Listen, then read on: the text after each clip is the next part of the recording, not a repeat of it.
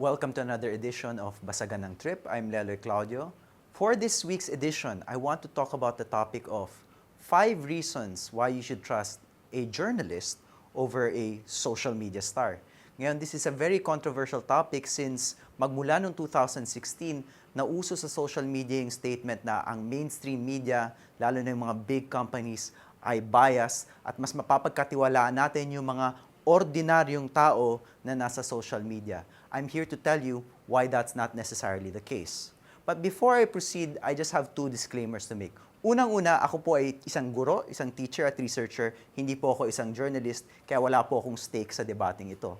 Pangalawa, inaamin ko po na marami talagang media people na totoo ngang nababayaran at binabayaran. Gusto nyo makita yung dumi ng media industry sa Pilipinas, pwede nyo basahin yung mga trabaho ng Philippine Center for Investigative Journalism, particularly yung trabaho ni Sheila Coronel noong 1990s. At kung gusto nyo makita yung dumi ng global journalism, pwede nyo basahin yung librong Manufacturing Consent by Edward Herman and Noam Chomsky. So totoo naman talaga na maraming karumal-dumal na nangyayari sa mundo ng journalism, pati sa mundo ng Philippine journalism. But what I'm here to tell you is that despite that, mas mapagkakatiwalaan mo pa rin ang isang trained journalist kaysa sa isang social media star.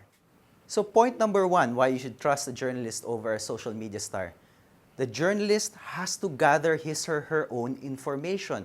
Kung tignan mo ang isang buhay ng journalist, pumupunta yan sa Malacanang, pumupunta yan sa Kongreso, pumupunta yan sa Supreme Court, pumupunta yan sa mga war zones, sinusugal ang kanyang buhay.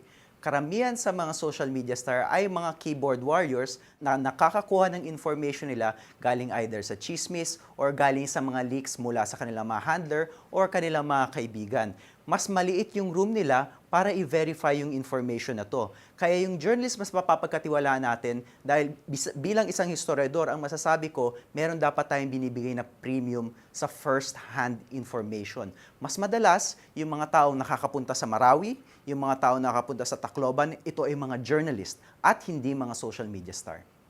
The second related reason why you should trust a journalist over a social media star is because the journalist prefers information that is valid over information that generates likes. Kung napapansin nyo sa social media, hindi importante kung ang information mo ay totoo or sinala ng isang editor. Ang importante dito ay magge-generate siya ng maraming likes at maraming shares. At pag nangyayari yun, usually lumalaki na yung ulo ng social media star, wala na siyang pakialam kung maganda ba yung information na binibigay niya, basta sumisikat siya. Kaya nabanggit ko sa aking isang recent thought leader piece na in fact, a lot of social media stars are driven by ego. Dahil minamassage yung ego nila ng pagkarami-raming likes, pagkarami-raming shares, hindi nakakalimutan nila minsan isipin kung tama ba yung information na pinoprovide nila. Kaya kumakalat ang fake news sa social media dahil dito sa mga tendency na ito. I-compare mo to sa isang journalist. Kung isang journalist ay nagpakalat ng fake news, meron siyang editor na pwede siyang pagsabihan, pwede siyang sisantihin. So merong mga screens, may mga sala ang traditional journalism na wala sa social media at dahil dito, mas kaya nila tayong protektahan from falsehoods and fake news. The third reason why you should trust a journalist over a social media star is because the journalist has less of a chance of having a handler. Nabanggit ko kanina na ang journalist ay nagre-report sa mga editor na sinasala ang kanilang information.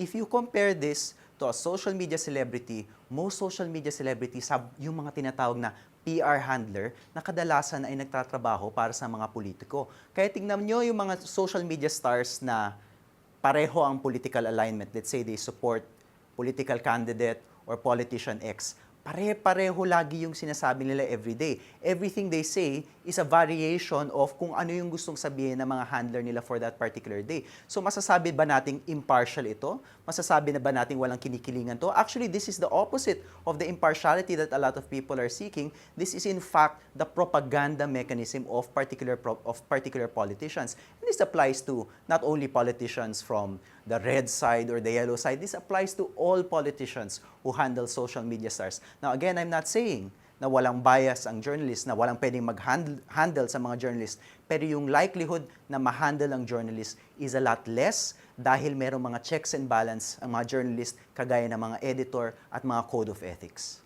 nabanggit ko yung code of ethics. And this is the fourth reason why you should trust a journalist over a social media star. Kasi ang social media star, wala yang rules. Kung ano yung pwede niyang i-post doon sa Facebook or sa Twitter, ipopost niya yon. At pwede siyang i-troll, pwede siyang awayin, pero na-post pa rin niya ito. I-compare mo yan sa isang journalist. Ang journalist, bago sumabak sa journalismo, nag-aaral ng mga code of ethics. For example, ang kapisanan ng broadcasters ng Pilipinas, meron niyang code of ethics na inaaral ng lahat ng journalist.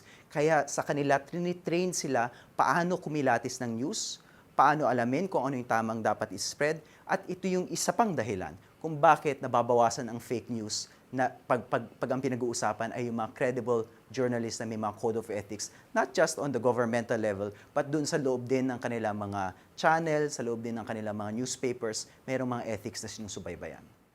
The fifth and possibly the most important reason why you should trust a journalist over a social media star is because a social media star is not obligated to give you different perspectives on the news. Pag binasa mo ang isang thread ng isang social media star, out and out yan, open supporter yan ng isang politician, hindi niya pinapakita sa iyo yung perspective ng kalaban.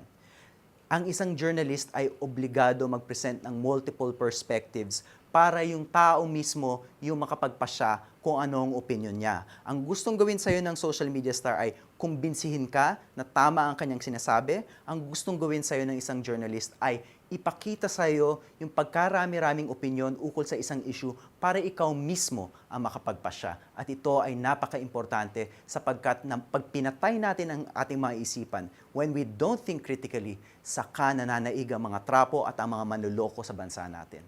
Talagang dapat pagkatiwalaan natin ang mga sistema at mga institusyon na matagal nang nabuo at matagal nang merong mga batas. Subalit inaamin natin, kahit sa social media ka man tumingin o sa news ka man tumingin, laging may mga impormasyon dito na bias, laging may mga impormasyon dito na mali, may mga impormasyon dito na hindi ka sasang-ayon. Ano ang solusyon? There can be falsehoods from everywhere. Your friend can give you a falsehood. Your social media friend can give you a falsehood. A journalist can give you a falsehood. In a way, we live in a world of falsehoods, and it's very, very hard to distinguish what is true and what is not. The only thing we can rely on is ourselves and our capacity to think critically. Ang pinaka-importante, whether or not you're getting your information from a social media star or a journalist, is na kinikilatis mo yung mga information. So it's not enough to see one source of the news and say, ito na yon. You should read other news sources. You should read other people weighing in on the same issue. At ang pinakamahalaga dito ay yung kapasidad mo na mag-decide para sa sarili mo. Pag linyado na yung utak mo, pag ang sinusundan mo na lang, pag kinokopya mo na lang yung opinion ng isang tao sa social media, pinatay mo na yung utak mo. Sa mundong ito, dapat buksan natin ang lahat ng ating mga utak at maging Dilawan man yan, or Dutertian man yan, or kahit anumang opinion yan, dapat kilatisin at dapat magpasya para sa sarili. Sana nabasa ko po trip nyo this week. See you in 2 weeks' time.